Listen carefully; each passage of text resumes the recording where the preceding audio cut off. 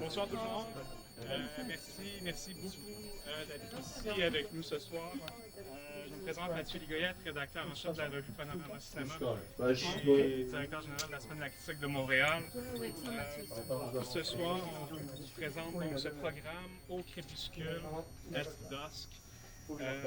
C'est au crépuscule que les passions atteignent leur paroxysme. Passions reach a fever pitch at dusk. As light wanes, our sense of urgency heightens and rituals take on a more imperative meaning. Le programme s'intéresse à une série de dévots attachés à des traditions évanescentes qui pratiquent leur art sous le couvert de la nuit comme autant de secrets bien gardés que la caméra révèle avec une infinie perspicacité. This program focuses on people devoted to vanishing traditions who practice their art by nightfall, like so many well-kept secrets that the camera probes with tremendous insight. Here is a perfect chance to partake in unsung fellowships, forged through the sacred fire of ceremony, but also to marvel at perceptive directorial gestures and invoked moods, at the fading sunlight that surrounds characters and subjects with a mystical aura. Cette soirée est présentée par la revue 24 images, que j'aimerais remercier pour sa collaboration, and with the support of the Taipei Economic and Cultural Office in Montreal, which I would like to thank. We're also really proud to have here with us tonight Montreal-based filmmaker Ralitsa Doncheva. And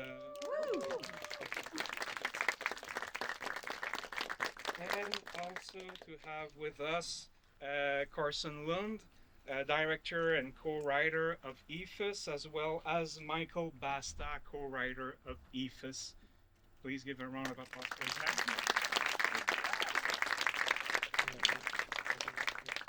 In fact, if I understand correctly, Carson and Mike flew from LA to New Hampshire and then drove all the way from New Hampshire to here to be with us tonight. So thanks again for being with us. The whole team is really touched by this. La soirée sera donc la soirée de projection sera suivie par une discussion. The screening will be followed by a discussion, like every other evening this week.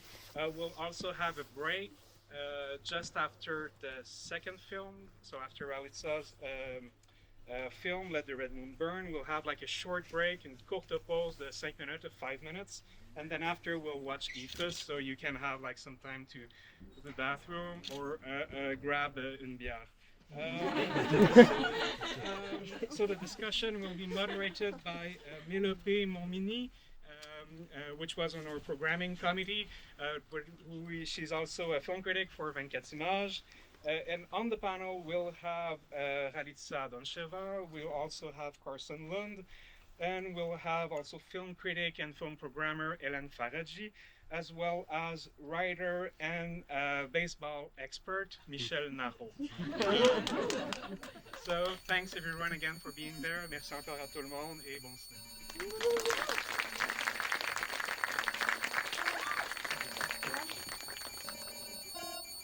I will present my guests, Ralitsa Doncheva. Ralitsa. Oh, sorry. Yeah, so you're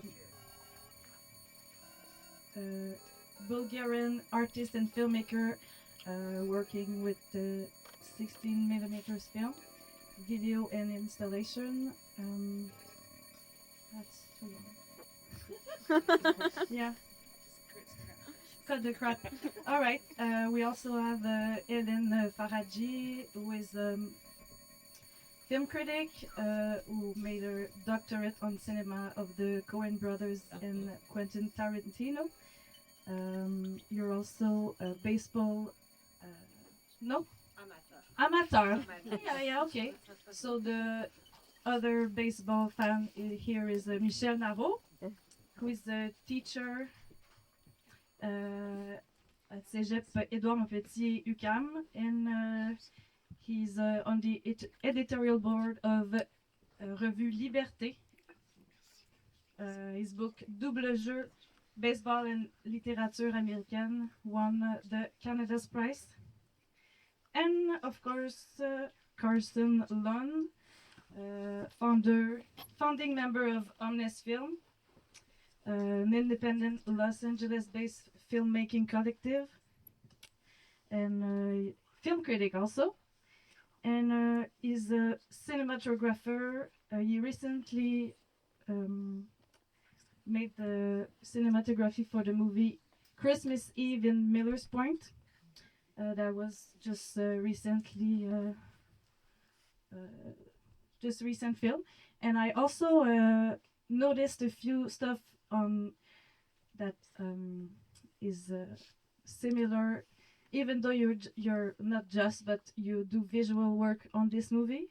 But I noticed a few similarities in the way that this the themes of ending of an era and a never-ending night. So yeah, the theme of the night is a never-ending bro night. So yeah, it's about also traditions, and the one that tries to keep them resist and keep their rituals. So I would like to start with you because you're the meat in this sandwich.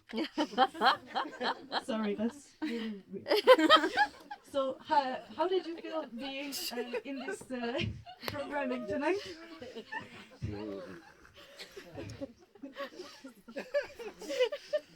Because your work is like short, different, but also visually it was a real it captured some visually aesthetic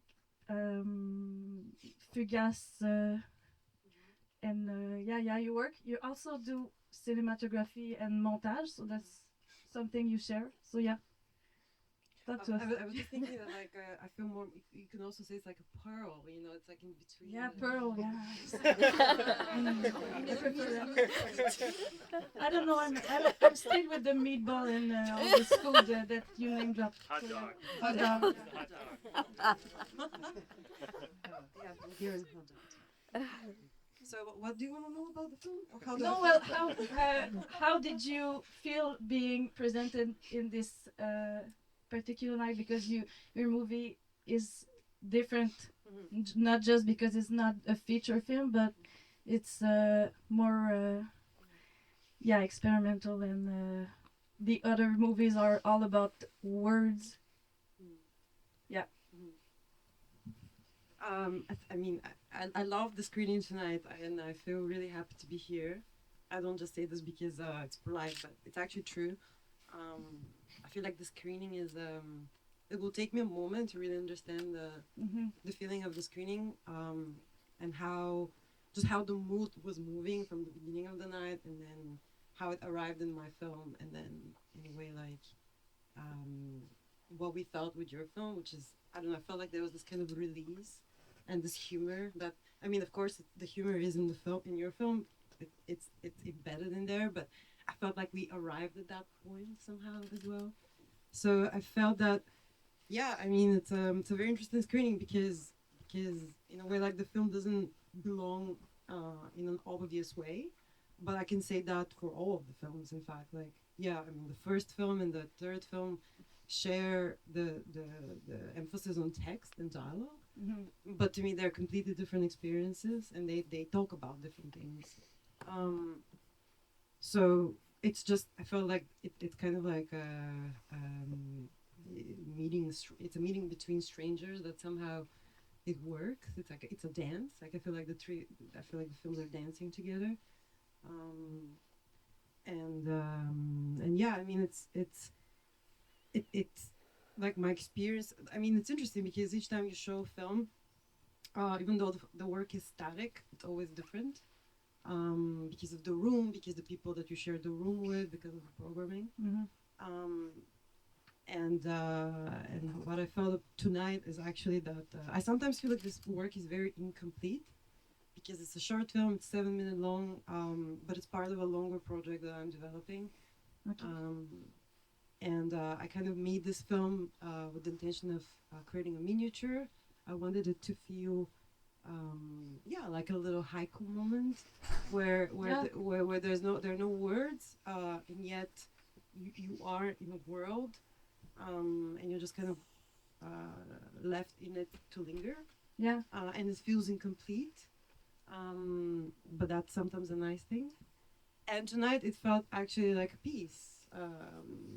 For me, like it felt like, even though it's the shortest film, and in a way, like it gives you just a glimpse of a world, it's like a taste, but I felt like it did something. Yeah, of course, because it's also the three movies were reflecting on the time. Like the first one started slow, and it was really like time was suspended, while yours gradually, like, because the rhythm at the beginning is very it's very fast, and it ends on a anticlimactic, very rich and like moving, because all the characters, like, they feel like leaving the place. So I love the challenge to hosting this discussion after this moment that kind of we feel like, I don't know, being it's like I'm sorry. So yeah, maybe if you want to add something about the rhythms and reflecting on time, Michel or Helen, whatever. Well, I think it's very interesting the way you treat time in both of your films, because you're witnessing something vanishing, and in real life, when we're seeing something vanishing or dying, it's often chaotic and fast and very scary. And in your time, we have time for melancholy and to think. So I think it's very moving the way you use time and night, and the night time especially, to convey something different about the disappearing of something. That's what I have to say. Yeah, of course. It's about anticipatory nostalgia, which is like the nostalgia that you feel, that you about the present time, that you know that you will feel nostalgic, and that you know that some things will be lost, and you really capture this in your movie. Maybe it's time for you to talk about it. Yeah. Maybe. No, it's okay. I mean, since we're talking about the night, the night, I feel like it's a time where time does feel suspended, and it feels like there's no rules at night. Because you don't sense. What was very important with Eephus was to feel the light changing over the course of the 98 minutes that you're experiencing, until that final 15 minutes or 20 minutes or so, where suddenly it's dark and there's no progression, in the light. So you're constantly like the sunset is something we experience every day, and it's something we take for granted, and it's very melancholy every single day, right? And I really wanted to draw that out in this film and make you really conscious of that experience. Like just scheduling this film was so much work to figure out like where the sun is relative to this field throughout the day, making sure that there was a continuity going on within the lighting, so that you're constantly feeling this flux, right? For those first, in the game terms, it's about first 6 or 7 innings and then by the end of the film, in the 8th or 9th inning, it becomes this kind of like purgatorial state, and it feels like the game could go on forever, and they want it to go on forever, and for them it feels maybe like a snap of a finger. But I think we try to elongate it to become aware of the emotional transformation they're all dealing with. But I think, you know, they feel as though they're trying to make time stop and last forever, you know. And that's, I think, a special quality about baseball before the pitch clock was introduced. If you're familiar with the game and how the rules have undergone a few changes in recent years. It used to be a game that had no clock, and it had its own sort of sense of time and rhythm and poetry, I would argue.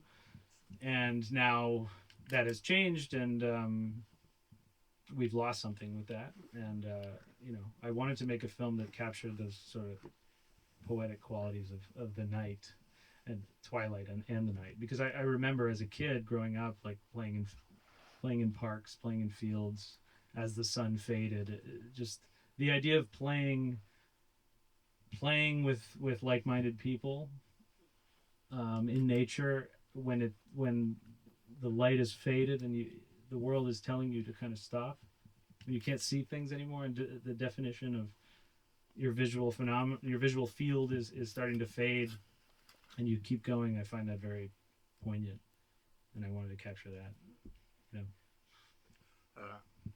I really like the fact that time in the film is something that is carrying all the way through the film. We used to see play and sport as something that happen quite outside of the world, that one of its qualities is to be something like your own, and we are only in one place. All the film is on the baseball field. That's quite rare to see that happen, but everything happens on the field. Usually in the baseball film, there's always a narrator, the broadcaster, who's there to tell us what's happening in the film. Only the players are there to do that, and they want to keep going forever. It's the only person not playing that ends the things, and that's something that is quite interesting because as a young boy playing baseball, you never want, even it's unsafe, you want to go on and keep playing. And in the film, time won't be stopped by the players. Something like that happened in the film, and I think that speaks to the pastoral qualities of baseball. But in the same time, the lights in the film is something brought by the cars, and something quite unnatural, and something that happened because they try everything to keep going. And I like the tension between those two things in the film. Yeah, I like that. I wanted it to be kind of a comedy of absurdity, you know. It's sort of Beckett, you know, it's rooted in that. Like the idea that these guys really want to be friends, but they don't know how to just be friends. Just to say, like, I love you, man. I really enjoy playing this game with you. But so at the end of the day, they want to keep going, and yet the only thing that stops them from being there together is the parameters of this game. Like the game ends and then they have to leave, right? They can't just hang around. Well, what would that then? It's just us, you know, being friends. What does that mean? This is also partially like my own reflections on masculinity and in specifically in the region I grew up in, but which is New Hampshire. I would like to also add to this talk about masculinity, that like the both movies were about men. The first one, the friendship was more open between the two poets, but at the same time both were about people that inhabit those common spaces, and it was men in both of the long future film. And I would like to know what if you have other stuff to add about this topic, if you want. I just want to add something before we go to the community about Sure. the time. Like the thing that for me I was very touched by your film and is as someone who doesn't really know anything about baseball and is not interested in baseball. but for me the transition of how the light was changing and the twilight kind of signaled something very beautiful and poignant about where the characters were in their life. And it felt like they were just in this kind of premise moment of kind of falling into obscurity and they really felt like they're in the end of not in their life, but like they're kind of giving up on ambition and on the drive of like on the hustle and bustle of things. And I felt like the as we're getting into the night, I kind of really opened the door to feel more something that almost felt like sad, like melancholic, and I felt like that was very relatable. Yeah. Thank you. So masculinity. Yeah. If you feel like it, maybe not, because we could continue about nostalgia, melancholic, because today I tried to read about nostalgia and the benefits of nostalgia, yes. So I learned that it helps increasing the feeling of belonging and social connection. So that's something I really felt in your movie, and I also noticed that in the first movie they have a discussion about the present moment, and that they try to make when they talk about this love affair that one of the character has, and they're like, oh, we will remember that we were in this park, and we will remember those memories. So yeah, I don't know if you want to add something on masculinity or No, but nostalgia, melancholy. I'm not sure I felt nostalgia watching the films.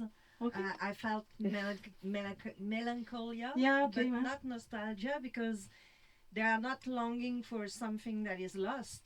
Yeah, yeah. It's the world They're and just knowing feeling- that yeah, is yeah, okay. dying, but they're not looking to revive something from the past. They're just noticing that the world they're living in is falling apart, and it's very moving and touching. And as for the masculinity, both features, they don't really have women, but it might be explained by the fact that nighttime is not really a time for women. Exact. That's it. Maybe. Because it's scary, it's frightening. Mhm. It's, What is that? Why? because have you seen any horror movie? That's why. Nighttime in movies for women, it's always the time for violence and Well, the woman leaves in Eephus before it gets dark. Yeah. exactly. In the first film, the woman took the security boot. and Yeah, I at the like end. that Yeah. at the end. At the end, At there's the end. kids, there's women. Yes. I want to talk a little bit about nostalgia. I don't think there's is in the film, because every player is trying really hard to To keep quit. Oh. No, not to quit, to keep on going. And Yeah, okay. that's something that is an emotion contrary to the nostalgia, which Mm. for large part is something that keep everyone from acting on the world around us. And I think in this film, the fact that the tie might go on forever, and in baseball you have to break the tie, is something that it's hopeful for the player. They want to be in that situation, to don't have to go in the real world doing something else. They feel that they belong there. That's their park. They're gonna lose it, but there's something like a own, which is a key figure in baseball. The place where the batter is called home. This is where you keep doing your journey around the base, and you come back home with something more, which is a point. And that's something that in the choreography of baseball is something really important. And in the film, the moment is important, even if the sporting event don't mean shit. Yeah. Because they know it's not the championship. Nothing is important in which team will gonna be the winner after all. But the act of keeping the play on is very important, and in that there's no nostalgia. I like that you have this view, because I was more like attached to those few characters that they some wanted to quit, most of them, and then the other one that want to resist and keep. And the fireworks scene for me is one of the best, because also we don't see it, but it's like it represents this ending like of a wet firecracker, and like I don't know, I feel really moved by this ending. I also wanted to know how your critic work affects you or not, or if you, when you make a movie, you try to use it, or if you try to not use this part of your brain. No, I don't use it. Well, yeah, I would say I try to. I mean, obviously, writing about films for a long time informed my taste and kind of taught me how I wanted to make a film. But you know, I try to have a sort of narrow tunnel vision, honestly, when making a film. I focus on a group of films that maybe specifically inspired this project, and I watch those over and over. But I'm not gonna. Yeah, actually, you know, I've like, even just being on the festival circuit for the past year, I've kind of turned the critic brain off, and I've met so many really wonderful filmmakers along the way that it's tough to watch someone's film and feel anything, especially when you met the person and you've fallen in love with that person. It's like, how can you be critical of their work? And you see the passion that went into it. So it's kind of a different brain, to be honest, but it's shaped the kind of films I want to make. And I would say that you were talking about home and the idea of the physical space as being really critical in this movie. And I think it's true of Taman-Taman as well. I was really touched by that movie in the way it conceives of a single space as being sort of like the structuring motif of the movie, the park, right? And there's a moment in that film where it tracks with the character to the edge of the park, and then the camera stops, and he walks away into the city.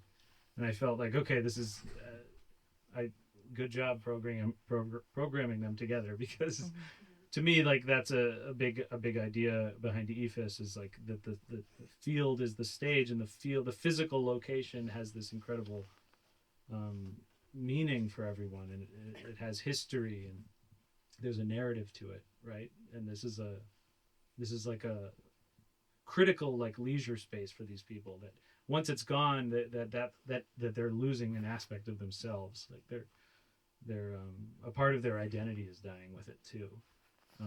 It's not that the earth is there, but you know, something's being built on top of it, so it loses all of its meaning in that transformation. And we're in a world that's just constantly changing, and I don't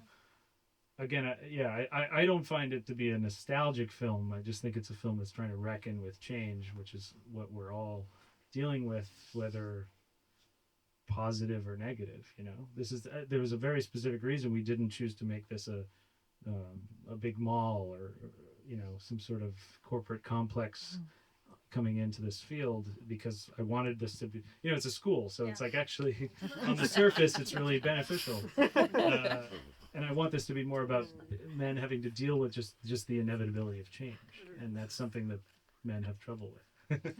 So last year in Montreal, they were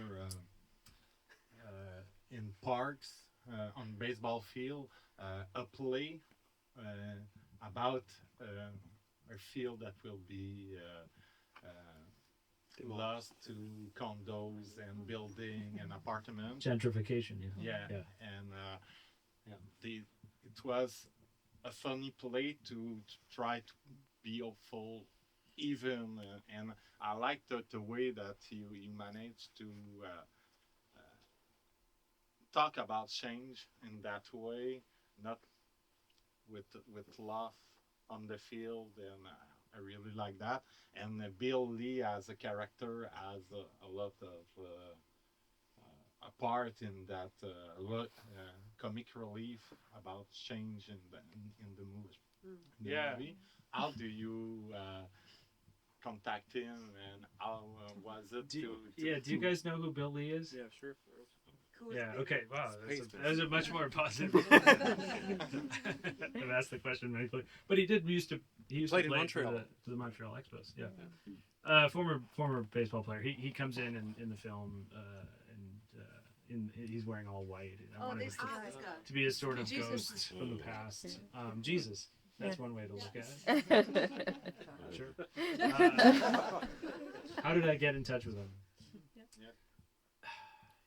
I spent a long time trying to figure that out, reaching out to people who'd worked with him, getting in touch with Ken Burns, who had him in the, you know, famous baseball documentary, and everything. I was struggling, and I couldn't actually get in touch with him until someone suggested I just look in the white pages, and I just found his home phone number. He only has a landline. He's not a guy who has a smartphone or anything. So I just reached out. I called his home phone, and he responded right away. Wow. Instantly. And then we've maintained sort of a phone correspondence for a good year before he came onto the project. For a long time, he did see the film quite recently at a festival in Vermont, and so now he's seen it. But for a long time, I believe he thought it was a documentary about him. Did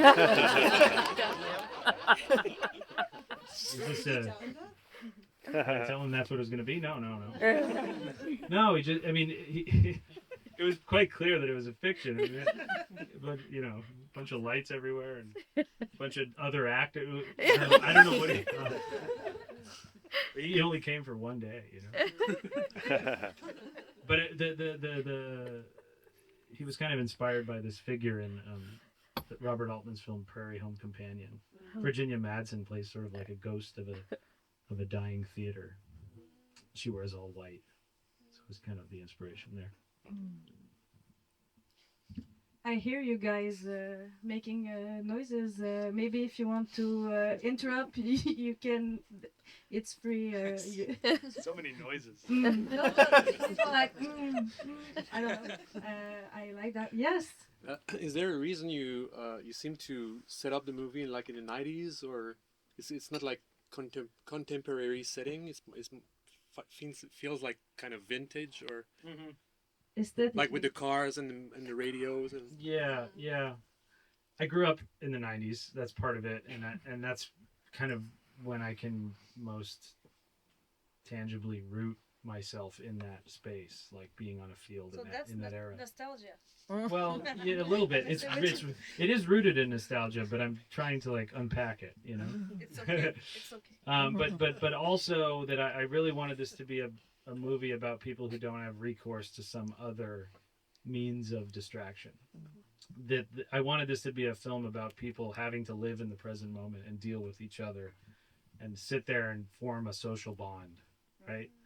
And that's everything. You know, the game itself and sitting in the dugout with your with the people that you share this passion with. That is everything, you know. Mhm. And nowadays, if that's same thing is happening, people are able to check their phone in between innings, and it takes you out of it, you know. And I want to just the radio is like the just a little bit of a distraction, and you know, I didn't want to me this is about trying to live in the present moment, both the characters on screen and you as a viewer, to like sit there and just experience time passing. Yeah. It works.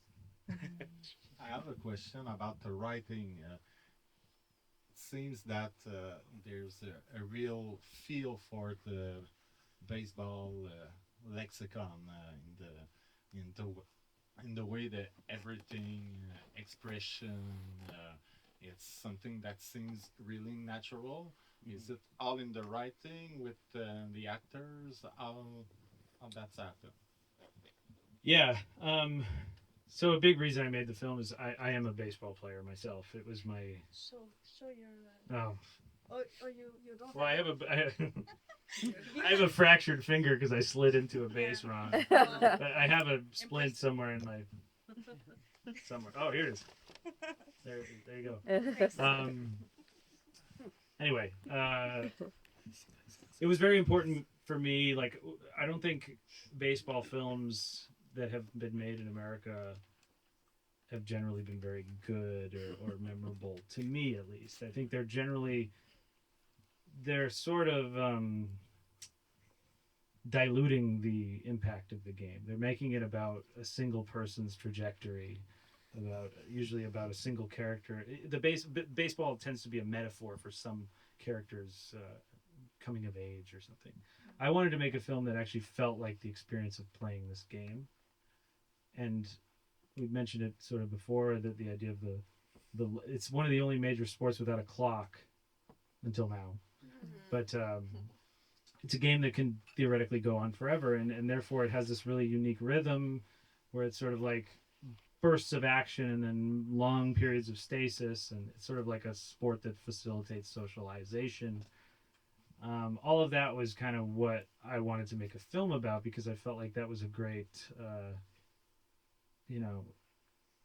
I guess a metaphor for life. And Hollywood films don't treat it that way, but the idea that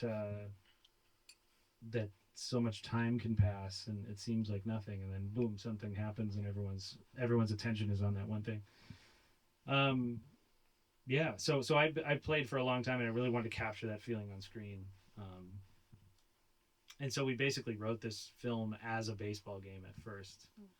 I should note Mike here is one of my co-writers, Mike Costa. We sort of like found out, how do we want this game to go? We don't want it to be an exceptional game or have any sensational moments. It's not about that.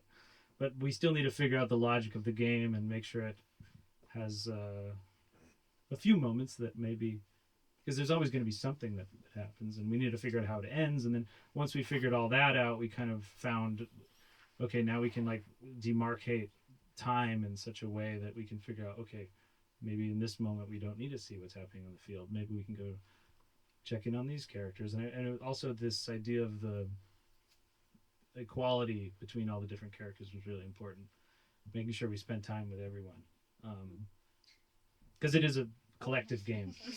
No, speaking of time with everyone, I would like to know more about the ritual that's you in your movie. Where was it filmed, and what does it represent? It's called Nestinari, and it's a type of fire dancing that is still practiced in Bulgaria and some other places in the Balkans. And it's like one of the oldest Bulgarian folk traditions that is still preserved today. And it is believed that it originates from the Thracian people who inhabited those lands thousands of years ago. And the ritual is like right now only practiced in a few villages in a mountain called Stranja, which is in the southeastern part of Bulgaria, very close to the Turkish border. And this is where I was born and raised. So I used to go to this festival where I filmed with my mother and with my friends, and we used to go there dressed up in traditional Bulgarian clothing and dance from morning to night, basically. It was so basically this is a place where like the it's kind of like a unique and at the same time strange place where people, like thousands of people from all over the country, come in traditional clothing, which is unique to their native region. And the only way you can enter that festival is if you're dressed this way. They don't allow any forms of recording technology. They don't allow any forms of they don't allow cell phones, watches. Like, yeah, it's a little bit like a stage, I guess you can say. And I was initially drawn to filming there because I was very fascinated by this kind of suspension of disbelief that people enter into the place, with this idea that we're going to pretend that this is the old days.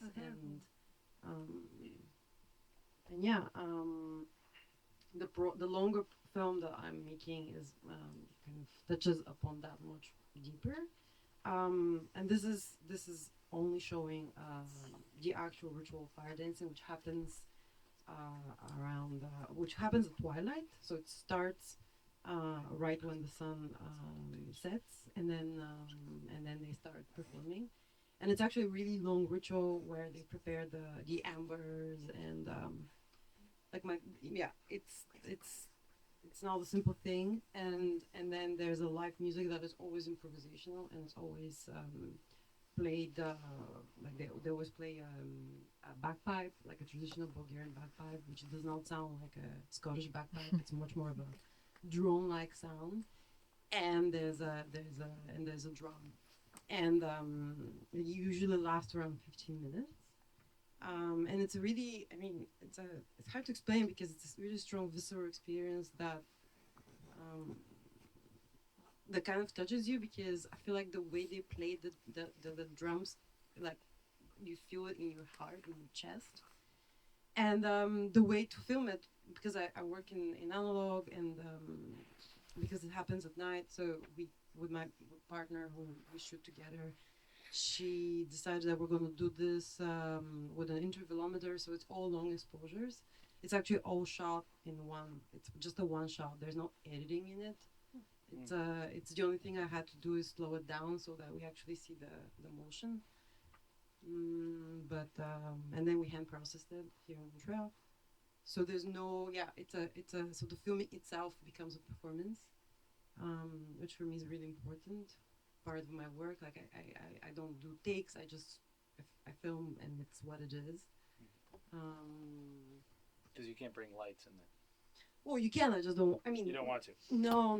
I think I feel like it's kind of it's a spiritual practice, and fire dancing is it's actually really special ritual where for them to go into the amber, like people prepare themselves. They have to do fasting. Like it's not they choose a certain type of wood.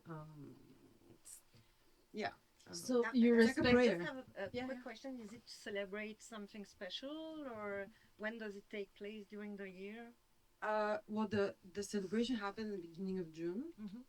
This is and this is where it happens in the specific villages in the mountain that I was talking about. But I filmed in a festival that specifically revolves around these traditions. So they basically show, Okay. yeah, and this happens in August, always during full moon, which is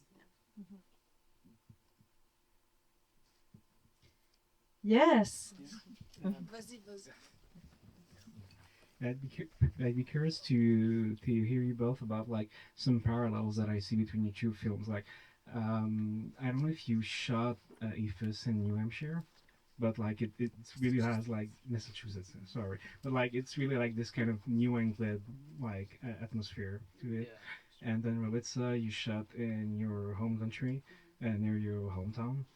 And both of you are still like, I mean, you're kind of peeling off like all the technological or contemporary context of what we would like, I mean, like apprehend of like what would it be like in contemporary Bulgaria, or like with like as you said before, Carson, like people are not like TikToking while doing that last baseball game. So I was wondering for both of you, how was it to kind of get a feeling that both of your film are kind of like a journey back to your roots? Like Carson, you're not based in LA, so I guess that for you, like to go back in New England to shoot this film is a bit like going back home to shoot it, where I guess you played baseball when you were young, and Ralitsa, you obviously, as you said before, were participating in these dances where you were young. So I was wondering, how did you approach it? How did it maybe influence your filmmaking, or even like maybe your cinematography, like while doing it? Like, did you like maybe hunt for kind of a, I don't want to say that nostalgic word, but maybe like something that is maybe more akin to like a souvenir, or like something that I don't know, like brings back good memories. Yes. It's a very beautiful question. Do you got anything? I mean, I can speak for myself. You should. This is Speak for me, please. I mean, because this is a very important question for me, and something I always think about. And I think in many ways over the years have become like an essence of my practice. This idea of return, but from the point of view of someone who's no longer there. And I don't know if it's about nostalgia, but there's something about that distance that becomes really important and generative. And for me, what was really important is to think about a way to create an embodied experience, not only in the actual work, but also in my own experience as a filmmaker. And part of it is not filming a lot, and like I actually film very little, and I spend a lot of time there. I mean, I dance with the people every night. We drink rakia, which is like kind of like a plum brandy. Get drunk, and you know, it's like you really, for me, being part of the experience is part of the work, and I try to choose ways of filming that can allow that, and maybe to some degree, maybe that's why I love working on film, because it's a very process driven experience.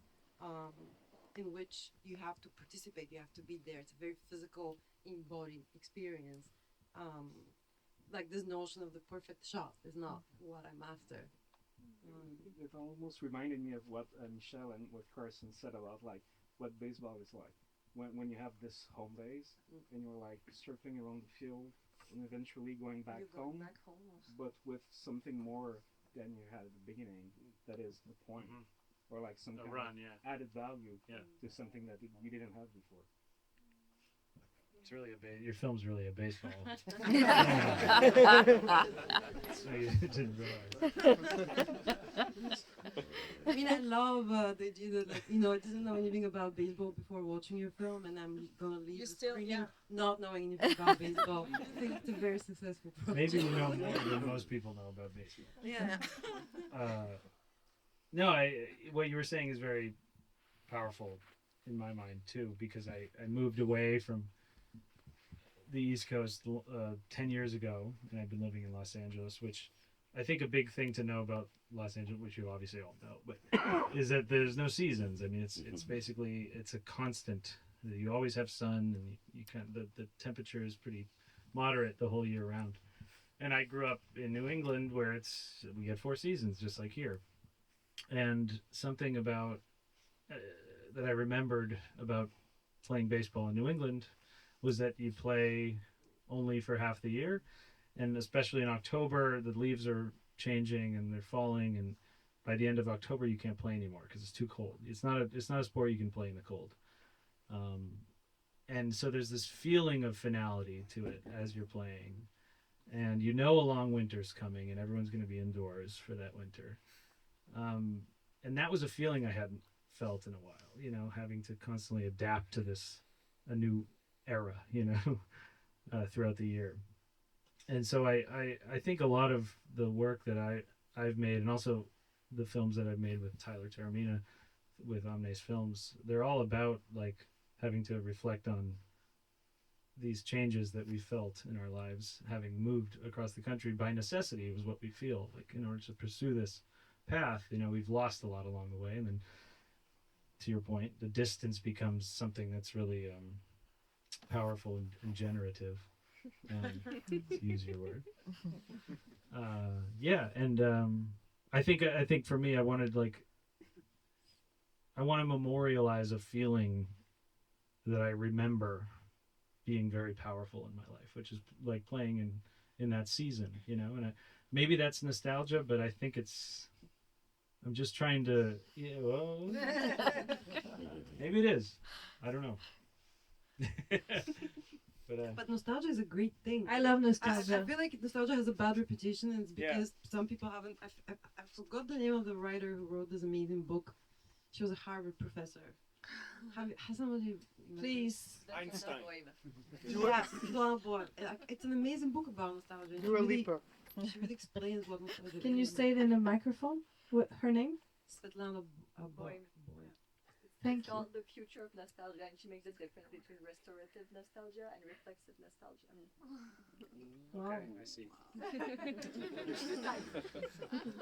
Hopefully we're restorative here. Restorative is like the more patriotic way, and sometimes it tends to be a bit like extreme droite sometimes. Yeah, and you're not. Oh, well, I'm far right. So. Reflexive is more ironic, like it's like looks back and revisits it in a like distance and sometimes ironic and reflexive way. I see. I don't have any use for irony, to be honest. I don't want this film to feel ironic. No, it doesn't. I don't want it to feel like a commentary upon these men, or I want to identify, really. I think it's supposed to feel empathetic. Actually, I did have a question for you before I forget it, and it's about humor. And I feel like that's actually something very generative in your work. It's like it doesn't feel ironic. There's no irony. There's no. It feels really sincere, and like I feel people were laughing during the film because it was actually funny. You sure? Were you laughing? People were laughing. I was laughing, and I feel like there's a lot of tenderness. And I also felt the first film had humor too, in a very different way, because of course, I mean, all of the films have a very different cultural context, and that dictates how we navigate the night, and that also dictates how we navigate humor. But humor is really, I felt so, Witty, yeah. I think one of the funniest things is failure and having to cope with it, you know? So I think this is ultimately about a bunch of, at least Eephus is, about a bunch of guys failing at keeping this community alive and becoming friends. And no, you're right. Taman is very funny too. And I think what I said this to Ariel, the programmer. Thank you for putting these films together. I said it to him when we were just at dinner that like there's certain qualities of that film that my film shares that I've never seen another film that deals with very self-reflexively with the idea of the end of the film itself, you know, and the final 45 minutes of that movie are dealing with that very funny way. Yeah, what I told you after you left you the cinema, I said like you were almost beaten in that way because the way you talk. I saw your movie before I saw the other one, and I'm like, wow, I love this ending. And then like the way that it never ends, but the other one keeps on saying it too and talking, but the fact that it's longer and more I guess it's even like worse. You always think it's the last scene but not, so I appreciate that in a way, and I wonder if you guys reflected and had a different, because the festival, the point of the festival is to have a different view about a movie after you see another one, how one enriches the other. So maybe if you have something to say about that. Well, I think it made me think about night differently. Because in movies, night is often associated with Danger. horror, Yeah. danger. You know, it's the place of the horror movie, and the scares and transgression and exactly. And with your films and the first one too, there's something very quiet and very calm and very réconfortant, comforting, very. It made me think that night might not be that scary after all. that's cute. For men, at least. Yeah. And not scary because we told stories. And in both film, the place of the stories, the anecdote, the players talking to each other, telling little things, trying to. And in the first movie, the place of every story about the exile, trying to give kind of a voice for the park itself, and the way that people from Indonesia are able to squat to a center point the park, the same way that the baseball players are trying to squat at the end the field. I think that the way that the voice is linked to the park and the boat field is something that is quite great. Yeah, and I'm glad that you felt this tenderness, because we are all of our crew. We kind of realized after making the programmation that something that is in almost all of our movies was this kind of a tenderness that is a little subversive. Yeah, that's how it feels. Subversive. Thank you. Yeah. Subversive and like resisting in softness. I guess there's a term called radical softness. I don't know if that exact to, but yeah, I realized that, and I don't know if somebody would like to. Pascal. I had a question because it's a sports movie, but actually Bird- you don't bird have movie, right? you don't you, Yeah.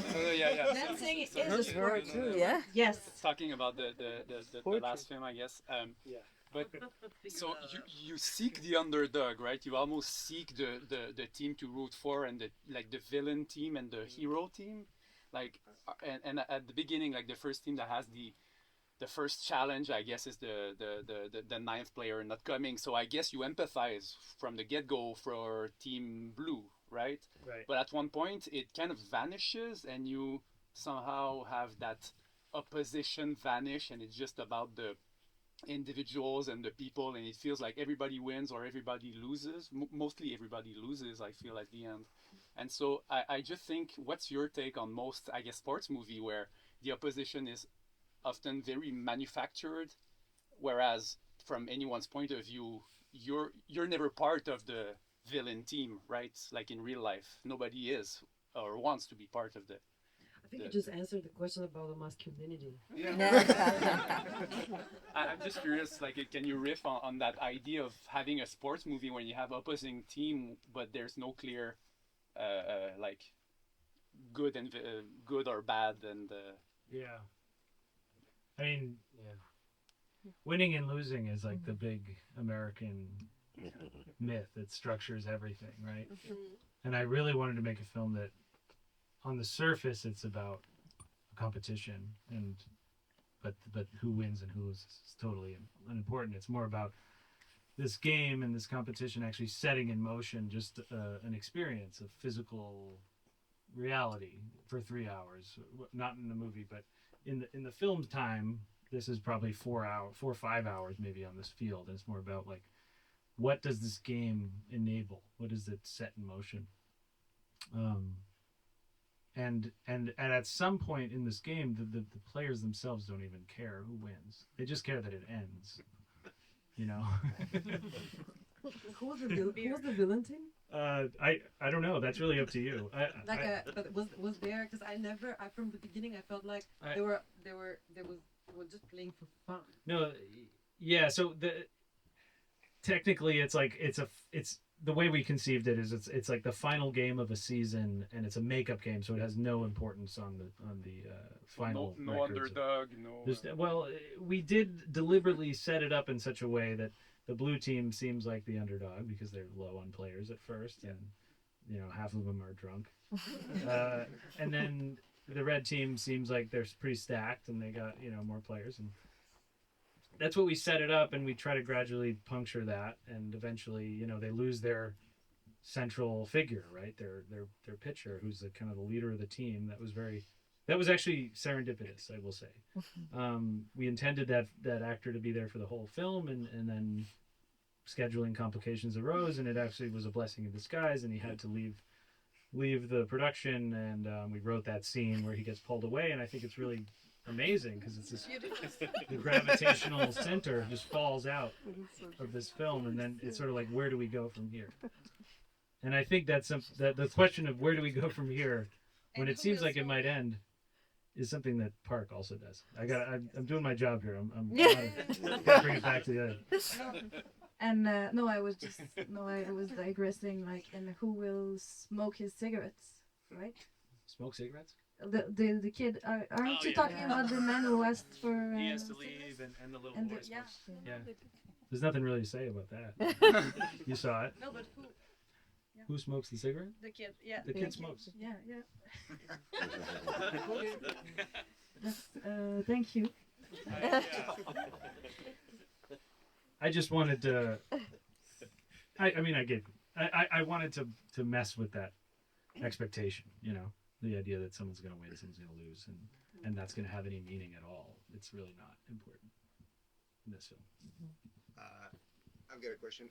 I'm going to sound like a baseball geek, but I am, obviously. I don't want to get too technical for non-baseball fans here, but the game isn't really over because the last batter doesn't reach first base. So, is it deliberate on their part, like to go infinite? Is the game isn't really done? I like that.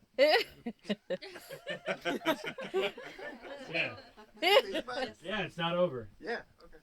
I mean, it doesn't actually reach 9 innings if you're really doing the box score. That's right. Yeah. But yeah, it ends on what walk-off walk, which is the most anticlimactic way for a baseball game to end. For those who aren't familiar, yeah, it's just a real wet fart. I tried to find like ways to say wet firecracker, but I also heard squid damp or something like that. Beautiful. I tried to learn English. Thank you very much. You've been doing a fantastic job. Thank you. Wow. Is there anybody want to add? Because we could do it all night and never stop. That would be very good. It would be appropriate. Yeah. Right? The cinema doesn't close, right? Time is suspended. It is. There's no more time. It's the night, and the night is unpredictable. It's a rave, yeah. I forgot the light stick, but everybody wants a beer. Everybody wants a beer, right? So, cheers.